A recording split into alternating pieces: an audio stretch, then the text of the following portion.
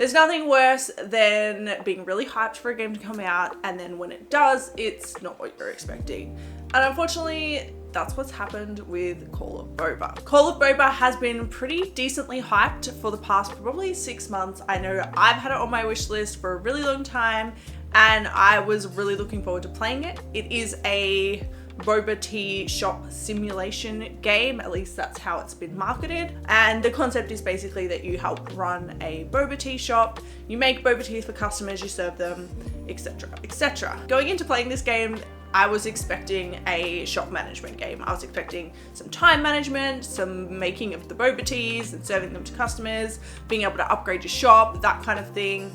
And what we got was not really that at all. So you kick off the game playing as the main character who goes home after getting fired from his job in the big city and meets up with your old friend who has taken over running the boba tea shop for her grandpa, who has unfortunately passed away. So the game kicks off there. She gives you a place to live because you're too ashamed to go back to your parents, and you help run the tea shop basically.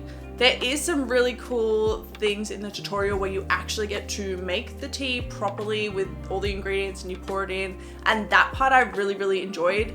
But from there, the actual shop management side is very basic and not really challenging in any way. To make the teas, you grab a glass, you put the ingredients in, and then you hand it to the customer, and that's kind of it. There's no real challenges there, and the tutorial kind of leaves you wanting because it doesn't really clearly explain how to do anything. There is a lot of trial and error in playing through this game, and a lot of things don't really make a lot of sense. Now, aside from the tea shop side of it, you also will venture around the world, talk to different characters, and uncover kind of the story as you go. So you will uncover more about the grandpa and his secret room where he made the boba tea recipes.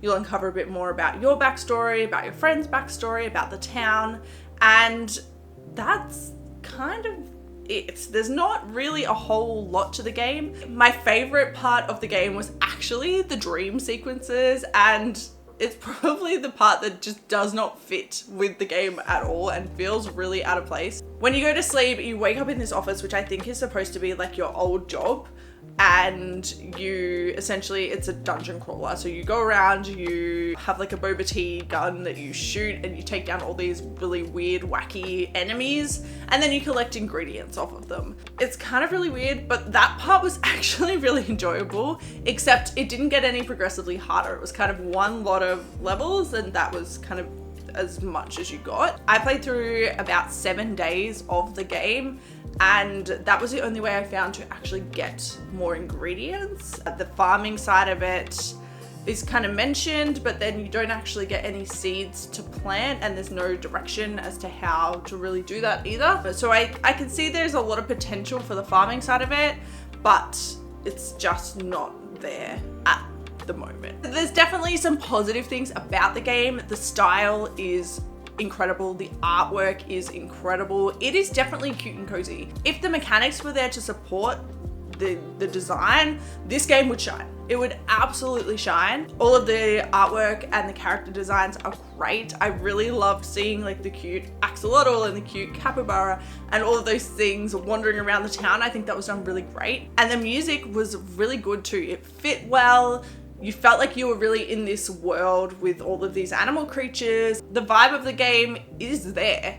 I think the mechanics just don't quite support it yet. I found a lot of the dialogue sections in particular were cutscenes, so you couldn't really interact in your own way. There was not a whole lot of choice there. You do have the option to skip them, but then by skipping them, you miss out on any of the information that is in there, and there's no kind of recap or not really enough information in the quest side of things to really, give you what you need to know to be able to complete things. The controls and the user interface is very janky at the moment. It's not really clear how to navigate through a lot of the menus. There's a lot of things where you have to hold a button down or just click a button or click on the screen. So it's a little bit janky with the integration of the different controls as well as the user interface. I will say this game has launched in early access, so it's absolutely not indicative of the final version. So this very well could change, and hopefully it does. But at its current state, I would not call this game a shop management game. I would kind of call it more of like an exploration sim, if anything. I think this is one of those games that really, really has a lot of potential.